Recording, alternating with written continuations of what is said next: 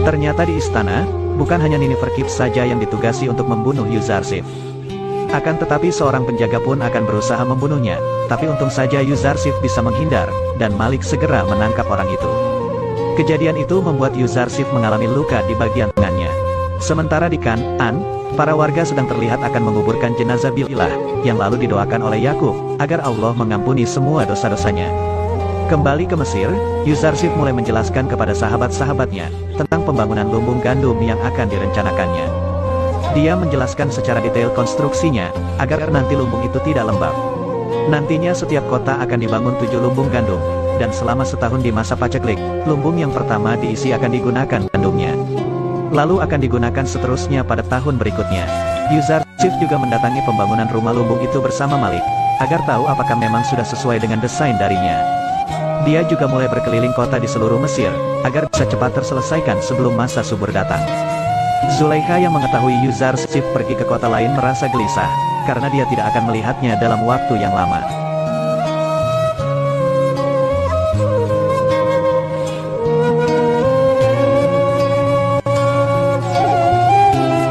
Sementara para pendeta mulai menghasut orang kaya, agar tidak mau membayar pajak kepada pemerintah Mesir, dan menyuruh mereka agar membeli gandum serta menyimpannya sendiri. Akan tetapi para orang kaya tidak mau repot, lebih memilih membayar pajak daripada menyimpannya sendiri. Bukan hanya orang kaya, para orang miskin yang sedang memanen gandum pun dihasut oleh pendeta, jika mereka seharusnya menyimpan gandum itu sendiri, dan tidak memberikannya kepada pemerintah Mesir. Pendeta itu mengatakan, bahwa mungkin saja Yuzarsif membohongi mereka, dan tidak akan menyerahkan gandumnya pada saat paceklik nanti. Akan tetapi, orang miskin itu percaya jika Yuzarsif adalah orang yang baik dan bisa dipercaya. Singkat cerita, masa subur pun akhirnya tiba dengan ditandai hujan yang sangat lebat di Mesir. Akhnatun pun percaya bahwa hujan akan turun di Mesir, seperti apa yang sudah diramalkan oleh Yuzarsif. Begitupun dengan Zulaikha yang kagum bagaimana Yuzarsif bisa mengetahui jika Mesir akan mengalami masa subur seperti ini. Malik melaporkan kepada Yuzarsif, jika para pendeta mulai menghasut para warga untuk tidak menyerahkan gandum ke pemerintah Mesir. Yuzarsif langsung mengatakan kepada warga, jika mereka ingin menyimpan gandum sendiri, seperti apa yang diinginkan para pendeta, maka akan dipersilahkan olehnya. Akan tetapi nanti pemerintah tidak akan memberikan gandum kepada orang yang tidak menyerahkan gandumnya di masa subur. Karena jika mereka menyimpan sendiri, maka Yuzarsif menjamin jika gandum itu tidak akan bertahan lama, dan akan cepat membusuk. Sementara itu Zulaikha yang sudah mulai tua dan kehilangan hartanya, mulai mengusir para pendeta dan beberapa pelayannya. Karena dia sudah tidak mampu untuk menghidupi mereka semua. Sang pendeta pun mengatakan, seharusnya kuil di istana sudah ditutup sejak adanya orang kafir itu di istana. Setelah beberapa pelayan dan pengawal di istana dimerdekakan oleh Zulaikha, istana Putifar menjadi sangat sepi. Dan banyak para pelayan yang mencuri barang-barang berharga di dalam istana. Mereka pun memanfaatkan situasi itu, karena memang keadaan istana sudah sangat tidak ramai seperti dulu lagi. Para pelayan yang ketahuan pun segera disidang di hadapan Zulaikha. Dan untungnya mereka segera dibebaskan, karena Zulaikha sudah tidak mau lagi menghukum seseorang. Dia juga berpikir jika penderitaannya masih belum cukup karena langit terus memberikan bencana kepadanya. Setelah itu Zulaikha mengunjungi kamar para budak yang dulu sering dikunjungi oleh Yuzarsif. Di sana dia berpikir, bahwa seorang bangsawan, apakah bisa bersikap dermawan seperti Yuzarsif dengan membebaskan para budak di istananya. Setelah berpikir panjang, akhirnya Zulaikha akan memerdekakan semua budak di istananya.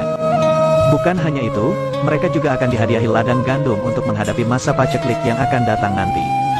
Zulaikha pun merasa sangat senang, melihat semua orang di sana bergembira karena kebaikannya itu. Dia mulai tersadar dari sifatnya yang serakah, karena dia berpikir akan menjadi seperti Yuzarsif yang menjadi pelayan para kaum tertindas. Rudamun juga meminta agar bisa pergi dari istana Putifar, karena di sana dia sudah tidak ada pekerjaan yang dibutuhkan.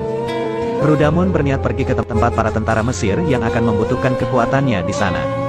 Zulaikha pun tidak bisa melarang Rudamun, karena memang dia juga sudah tidak bisa menghidupi lagi mulai dari sekarang. Sementara itu, di istana Akhnatun, Malik membawakan surat dari Yuzarsif, jika perkataannya 5 tahun yang lalu tentang para pendeta yang menyimpan gandumnya sendiri akan segera terlihat. Akhnatun lalu merencanakan untuk memergoki para pendeta saat membuang gandum-gandum yang sudah rusak. Dan ia menyuruh Malik untuk mengajak para warga, agar mereka tahu kebusukan yang telah dilakukan oleh para pendeta kuil Amun. Dan benar saja, di kuil Amun Anikmahu mendapatkan berita, bahwa semua gandum yang disimpan di lumbung kuil Amun telah rusak dan tidak bisa digunakan. Padahal Kimuni mengatakan, jika gudang-gudang itu sudah direnovasi dan diperbarui bertahun-tahun yang lalu. Anik Mahu pun langsung memerintahkan mereka untuk membuang gandum-gandum yang sudah rusak ke Sungai Nil pada malam hari. Dan jangan sampai para warga tahu akan hal itu. Malam harinya para pendeta pun mulai membuang gandum-gandum dari rakyat yang sudah tidak bisa dipakai lagi. Mereka akhirnya kepergok para warga yang diberitahu oleh Malik, jika kejadian ini akan terjadi. Para pendeta yang sudah ketahuan dan malu, langsung kalang kabut lari meninggalkan semua gandum-gandum itu di tepi Sungai Nil. Setelah itu para warga mengetahui, jika gandum-gandum hasil keringat rakyat, ternyata sudah rusak dan malah akan dibuang oleh para pendeta kuil yang menjanjikan menjaga gandum milik mereka. Siang harinya, Malik membuka semua lumbung gandum kuil Amun, dan memperlihatkan gandum yang sudah rusak kepada seluruh warga. Dia juga mengatakan, jika para pendeta yang harusnya melayani rakyat, tapi malah membuat rakyat menderita karena kehilangan gandum yang akan dibutuhkan di masa paceklik nanti. Para warga pun mulai percaya, jika para pendeta memang selalu berbuat seenaknya, dan hanya mementingkan perutnya sendiri. Anik Mahu semakin malu, karena lagi-lagi mereka dipermalukan oleh Yuzarsif, karena skandal gandum ini. Kimuni juga berpikir, betapa buruknya skandal ini terhadap posisi kuil di tengah rakyat, yang membutuhkan gandum saat ini. Anik Mahu lalu mempunyai ide untuk menyebarkan berita, jika mereka saja gagal menyimpan gandum, pasti Yuzarsif juga gagal untuk menyimpan gandum di lumbung. Jika gandum disimpan 5 tahun saja bisa rusak, apalagi nanti setelah 7 tahun disimpan. Anik Mahu dan para pendeta sangat percaya diri, jika berita ini akan mempermalukan Yuzarsif juga di depan semua warga Mesir. Sementara itu di lumbung gandum, para pendeta mulai mempertanyakan, mengapa pemerintah Mesir menyimpan gandum dengan tangkainya. Karena menurut sang pendeta, jika gandum disimpan dengan tangkainya, maka itu akan menyita tempat, dan harus membutuhkan tempat yang luas. Yuzarsif pun menjawab, jika pemerintah Mesir menyimpan gandum tidak dengan tangkainya, maka mereka akan bernasib sama seperti gandum kuil Amun yang sudah rusak. Hal itulah yang menjadi rahasia Yuzarsif selama 5 tahun ini, untuk menyimpan gandum dengan tangkainya. Para pendeta pun bergegas agar segera menyimpan seluruh panennya dengan tangkainya. Akan tetapi Yuzarsif mengatakan, jika itu sudah terlambat, karena masa pacekil akan segera datang melanda Mesir.